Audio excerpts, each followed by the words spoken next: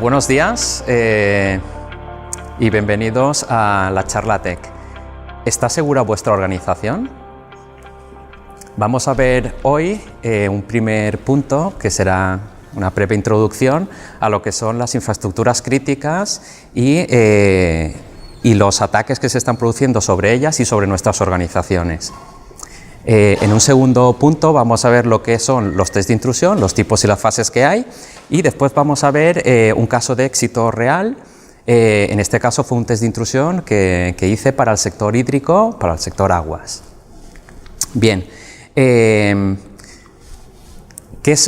¿cuáles son los principales actores en los ciberataques a organizaciones y sobre todo a infraestructuras críticas? Pues en un primer tipo de atacantes que tenemos son los cibercriminales, ¿vale? Los cibercriminales lo que buscan es hacer daño a la salud pública y buscar víctimas, al fin y al cabo, ¿vale? Quiero que os quedéis bien en esta pantalla porque es una noticia en la cual pues, tenemos que el Estado Islámico pues, ha intentado atacar a una infraestructura crítica y ha intentado envenenar el sistema de aguas de una depuradora, ¿vale? Esto fue en Inglaterra y podemos ver otro tipo de noticias similares en otros países que se está dando este mismo tipo de noticias, las que llegan a ser publicadas. Esto al fin y al cabo pues es un ataque, es un ataque terrorista de forma cibernética, ¿vale? Quedaros bien en este punto porque después reincidiremos en esto en el caso práctico. Después tenemos otro tipo de ataques que son lo que son los ciberdelincuentes. Los ciberdelincuentes, su principal motivación es la económica, ¿vale? Principalmente, pues como bien conoceréis, en muchas organizaciones lo que suele ocurrir es que ha entrado un ransomware y según el impacto que haya podido tener en esa organización, pues ha costado una cantidad incluso hasta de millones de euros en ciertas organizaciones ya más grandes, ¿vale? Después tenemos otro tipo de atacantes, en este caso son los hacktivistas y su principal motivación, digamos que es la motivación política.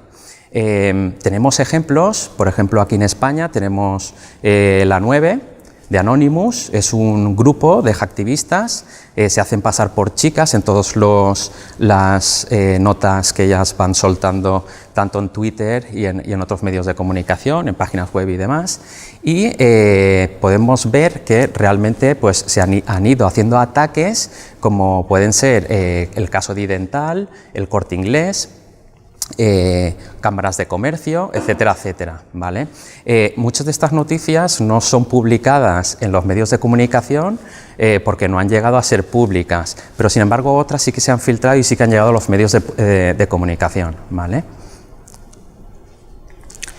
Después tenemos otro tipo de atacantes, ¿vale? Este tipo de atacantes son los propios gobiernos y las propias naciones. ¿Por qué? Principalmente por política, ciberespionaje, avanzarse hacia estar a la delantera de otros países, ¿vale? Por temas de espionaje, etcétera, etcétera, ¿vale?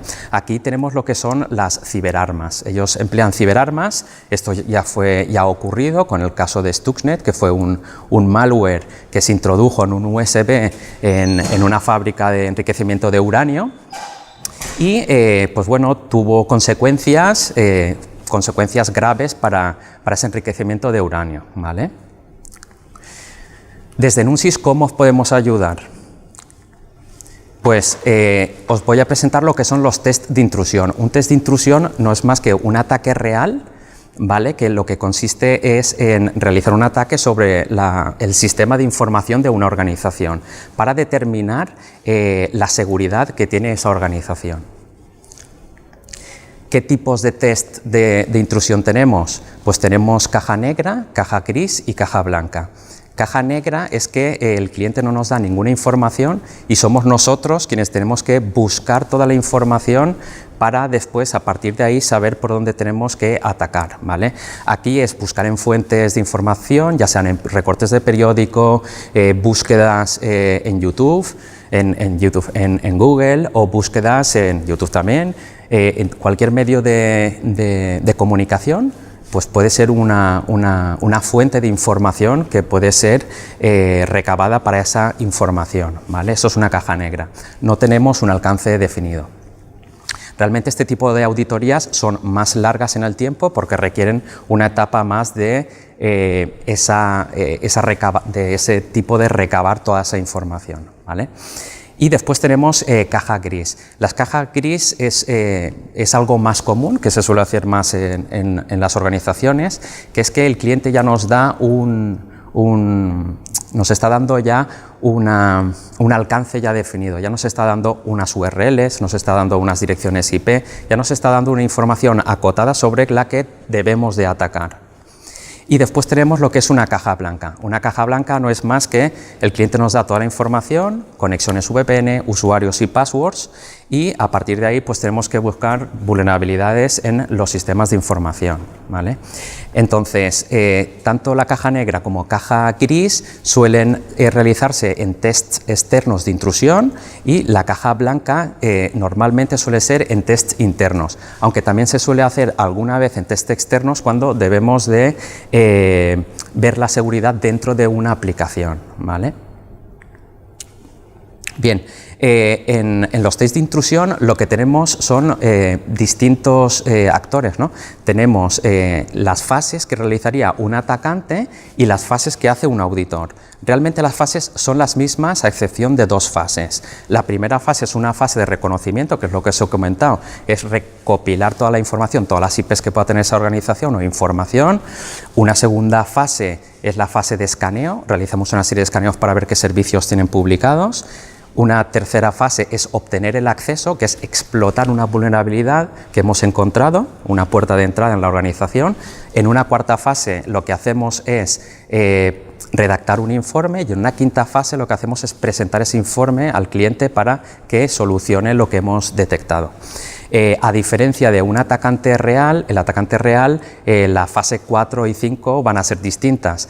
Para el atacante, en la fase 4 lo que va a hacer es mantener el acceso, y en la fase 5 lo que va a hacer es borrar las huellas. Vamos a ir ahora a ver este caso de éxito, como os he comentado al inicio, que es el test de intrusión en el sector hídrico, en el sector aguas, ¿vale? ¿Qué requisitos tenía aquí el cliente? Pues nos solicitó un test de intrusión, caja negra, y después también había una auditoría física de ir allí a esta infraestructura crítica, ¿vale? Y pues acceder allí físicamente. Como información adicional, el cliente lo que sí que nos proporcionó es que tenían un sistema de detección de intrusos remoto, ¿vale? Es decir, tenían una CRA, una central de alarmas remotas, en la cual tienen una alarma que si se dispara algún tipo de evento de que se ha abierto alguna compuerta, alguna depuradora, o se ha abierto alguna puerta del vallado de la infraestructura crítica, pues todos esos eventos saltan a la CRA y inmediatamente pues se presenta allí la policía o quien tiene que ir para ver qué ha sucedido, ¿no? Partiendo de estas premisas, a partir de aquí comenzó lo que es el test de intrusión, y comenzamos por la primera fase, que es el reconocimiento. Aquí lo que hacemos es, lo que hago es recopilar toda la información de todo lo que tenga expuesto el cliente, es decir, ver qué servicios, buscar todas las IPs que tenga publicadas, buscar recortes en periódicos y buscar mucha información para saber exactamente cuál va a ser nuestro objetivo, ¿vale? Y bueno, eso es lo que hicimos.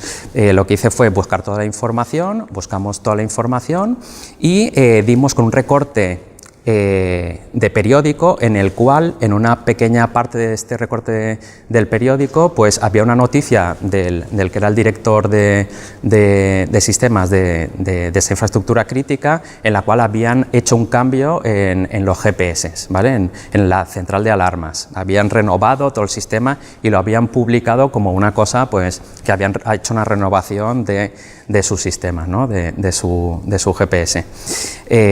A partir de aquí, nosotros lo que hicimos ya es tener todo, ya teníamos todas las IPs, ya pudimos recopilar todas las IPs que teníamos y ya nos centramos, ya analizamos todo lo que teníamos y ya nos centramos específicamente en una. A partir de esta lo que hicimos fue escanear. Lo que hice fue escanear y a partir de ahí escaneé las IPs y detectamos un puerto abierto. Este puerto abierto era el puerto 20 TCP. Lo que hice fue ver qué había en ese puerto.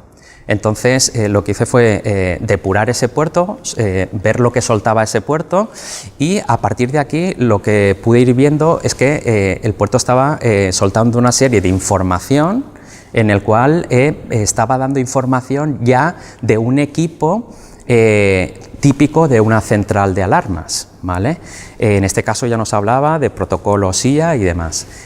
A partir de aquí yo ya supe de que esto era lo que estaba buscando y sin embargo estaba ya obteniendo información.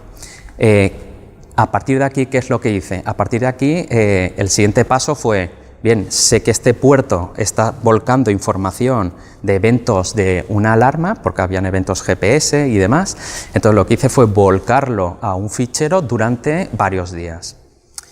Después, pasados los días, lo que hice fue analizar ese fichero.